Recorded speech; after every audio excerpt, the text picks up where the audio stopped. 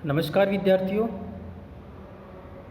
आज का हमारा वीडियो लेक्चर होगा अंतर्राष्ट्रीय विधि की प्रकृति, नेचर ऑफ इंटरनेशनल लॉ। और ये टॉपिक पब्लिक इंटरनेशनल लॉ से संबंधित है, जो विधि द्वितीय वर्ष का ही एक सब्जेक्ट है। आज की वीडियो में हम अंतर्राष्ट्रीय विधि की प्रकृति के बारे में चर्चा करेंगे। प्रकृति का तात्पर्य कि ये अंतर्राष्ट्रीय विधि है अथवा नहीं। वैसे यह टॉपिक केवल शैक्षणिक महत्व का है। पिछले वीडियो में जैसे हमने चर्चा की और वर्तमान परिदृश्य में जो हम देख रहे हैं, उससे ये स्पष्ट हो जाता है कि अंतर्राष्ट्रीय विधि वास्तव में ही विधि है। अंतर्राष्ट्रीय विधि नहीं है को लेकर ऑस्टिन, प्यूफेंडॉर्फ, हॉब्स, हॉलैंड, जेथो ब्राउन, जर्मी बेंथम के नाम इस मत में विशेष उल्लेखनीय है। और अंतर्राष्ट्रीय विधि वास्तव में विधि है, इस बात के समर्थक स्टार्क, ब्रैडली, ओपेनहाइम, हार्ट के नाम उल्लेखनीय। साथ ही साथ हम इस वीडियो में चर्चा करेंगे कुछ कथनों पर, जैसे अंतर्राष्ट्रीय विधि सकारात्मक नैतिकता है, जो कि ऑस्टिन ने कहा। हॉलैंड के अनुसार अंतर्राष्ट्रीय विधि विधिशास्त्र का लुप्तप्राय बिंदु है। हॉलैंड के अनुसार अंतर्राष्ट्रीय विधि केवल सौजन्यता के द्वारा ही विधि की जा सकती है। और स्टार्क के अनुसार अंतर्राष्ट्रीय विधि दुर्बल विधि है। इन सब बातों के जवाब हमें आज के वीडियो लेक्चर में मिलेंगे। अंतर्राष्ट्रीय विधि नहीं है और अंतर्राष्ट्रीय विधि वास्तव में विधि है। विद्वानों के बीच ये मतभेद केवल और केवल विधि की परिभाषा को लेकर ही है। जो विद्वान अंतर्राष्ट्रीय विधि को विधि नहीं मानते हैं, वो ऑस्टिन की परिभाषा को फॉलो करते हैं।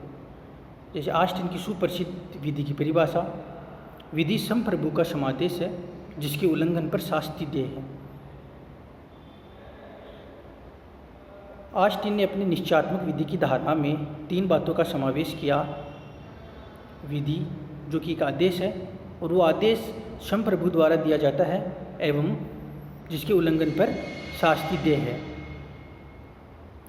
तो जो विद्वान ऑस्टिन की इस परिभाषा में अंतर्राष्ट्रीय विधि के तत्व खोज रहे होते हैं, उनको निराशा ही हाथ लगती है, क्योंकि अंतर्राष्ट्रीय विधि राज्यों के मध्य के संबंधों पर लागू होती है। प्राथमिक रूप से अंतर्राष्ट्रीय विधि के विषय राज्य हैं, जबकि जो राज्य विधि होती है वो सीधे तौर पर अपने नागरिकों पर लागू होती है। तो जो विद्वान राज्य विधि के जो तत्व होते हैं उसमें अगर अंतर्राष्ट्रीय विधि के तत्वों को खोज रहे हैं, तो उनके अनुसार यह एक विधि है ही नहीं। जबकि जो अंतर्राष्ट्रीय विधि को विधि मानते हैं, तो उसमें ओपेनहाइम का नाम प्रमुख है। ओपेनहाइम, जिन्होंने आधुनिक अंतर्राष्ट्रीय विधि का काफ़ी विकास किया है, उनके अनुसार विधि की परिभाषा विधि समुदाय के भीतर मनुष्यों के आचरण के हेतु नियमों का वह समूह है जो कि समुदाय की सामान्य सहमति द्वारा एक बाह्य शक्ति द्वारा मनवाई जाए। यहाँ पर भी 3 आवश्यक तत्व निकल कर सामने आते हैं। नियमों का समूह है, समुदाय और सामान्य सहमति द्वारा एक बाह्य शक्ति से अपनी बात को मनवाना। अब अगर हम वर्तमान अंतर्राष्ट्रीय विधि में इन तीनों तत्वों को खोजें, तो ये तीनों तत्व हमें आसानी से मिल जाते हैं। अंतर्राष्ट्रीय विधि नियमों का समूह है। ये नियम विभिन्न संधियाँ, प्रथाओं के द्वारा बनते हैं।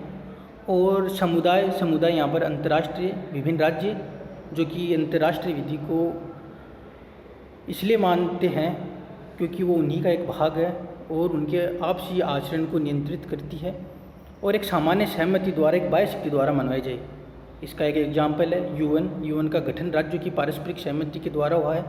और आज यूएन का कोई निर्णय अगर पारित होता है, तो संबंधित राज्य उस निर्णय को अपनी स्थानीय विधि में भी उसको जगह देते हैं। अंतर्राष्ट्रीय विधि को विधि नहीं मानने के पक्ष में कुछ तर्क है।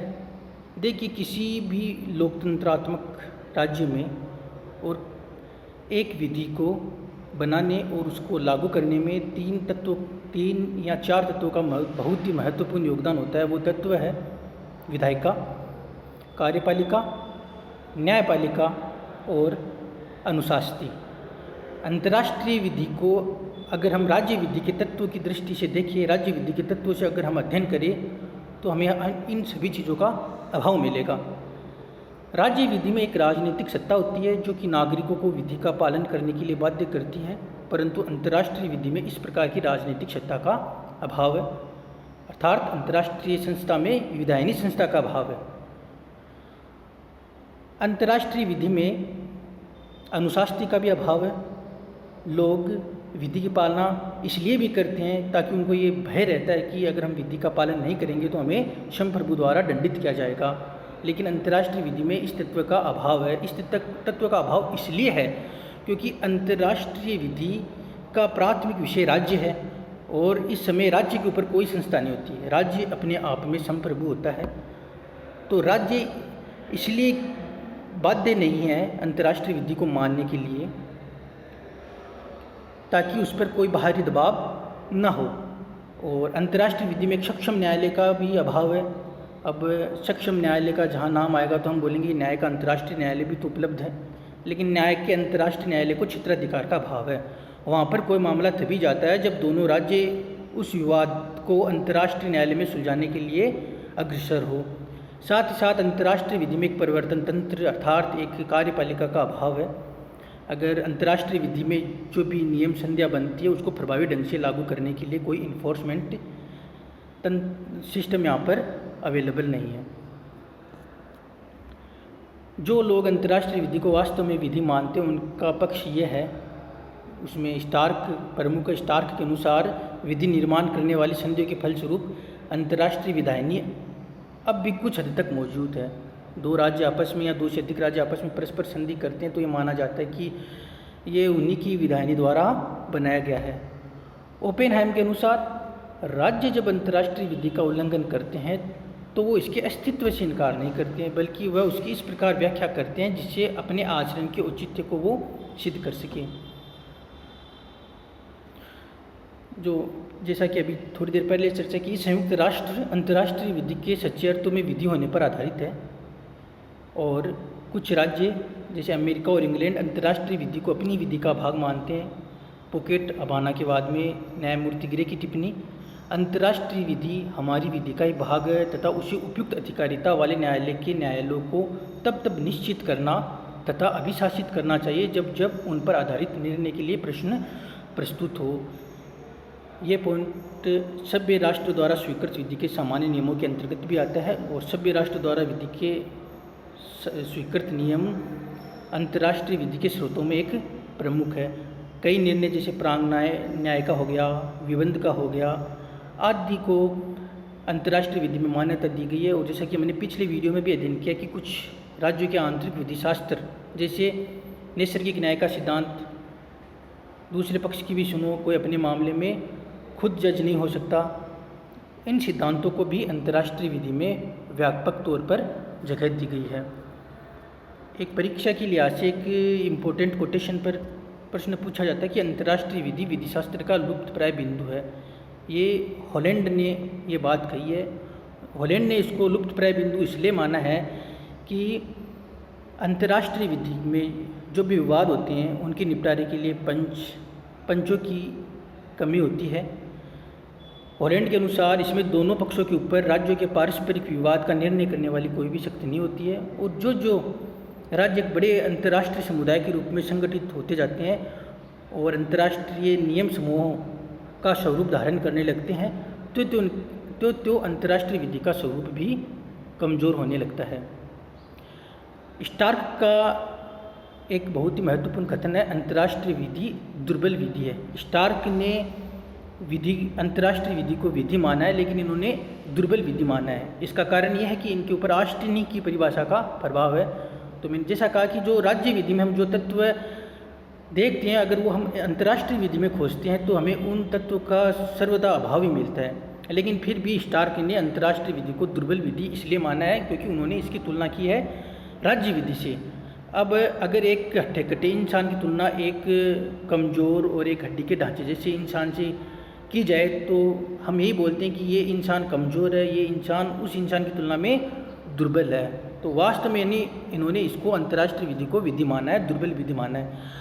अगर हम अंतर्राष्ट्रीय विधि का जो बार बार उल्लंघन करते हैं राज्य, अगर इस आधार पर अगर हम अंतर्राष्ट्रीय विधि को विधि में आने तो हम ये भी देखते हैं कि बहुधा बार राज्य विधि का भी उल्लंघन होता है। तो राज्य विधि का उल्लंघन होने से हम यह नहीं कह सकते कि राज्य विधि भी विधि नहीं है।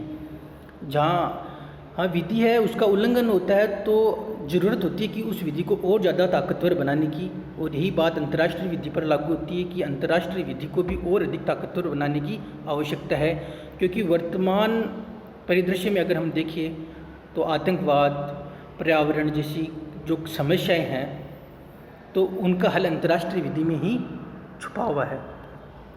जो कहते हैं कि अंतर्राष्ट्रीय विधि में अनुशासन का अभाव है, तो हम यहाँ पर ये देखेंगे कि अंतर्राष्ट्रीय विधि में भी अनुशासन है। संयुक्त राष्ट्र संघ के चार्टर के अध्याय 7 के अंतर्गत विश्व शांति एवं सुरक्षा के लिए सुरक्षा परिषद कार्य कर सकती है। इसका उदाहरण हमें 1991 में इराक द्वारा कुवैत पर जो आक्रमण किया उसमें देखने को मिलता है। इराक ने कुवैत पर आक्रमण करके उसको हड़प लिया, तब इसके खिलाफ संयुक्त राष्ट्र संघ सुरक्षा परिषद में कार्यवाही की अनुशंसा हुई। ईरान पर आर्थिक एवं राजनीतिक प्रतिबंध लगाए गए, फिर भी ईरान नहीं माना तो संयुक्त राष्ट्र संघ द्वारा सुरक्षा परिषद द्वारा कुछ शक्तिशाली देशों को लेकर वहाँ कार्यवाही करके कुवैत को इराक के कब्जे से छुड़वाया गया।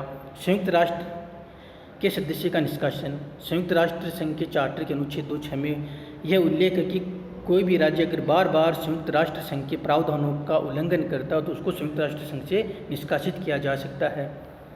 और अंतर्राष्ट्रीय न्यायालय के चार्टर के अनुच्छेद 94 में यह प्रावधान है कि अंतर्राष्ट्रीय न्यायालय के निर्णय को अगर एक पक्षकार मानने से इनकार कर दे तो दूसरा पक्षकार सुरक्षा परिषद में जाकर कार्यवाही के लिए प्रार्थना कर सकता है कि संबंधित राज्य ये विषय को नहीं मान रहे हैं।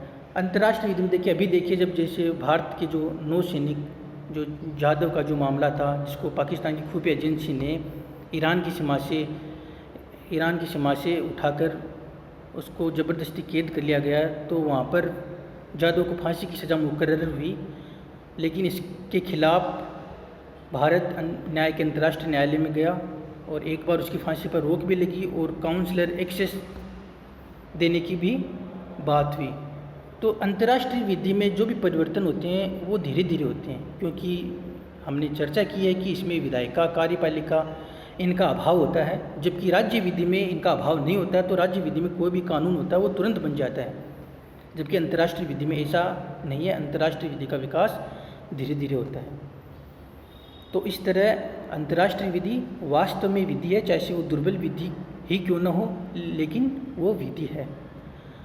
आगे की वीडियो लेक्चर में हम चर्चा करेंगे अंतर्राष्ट्रीय विधि के स्रोत के बारे में। धन्यवाद।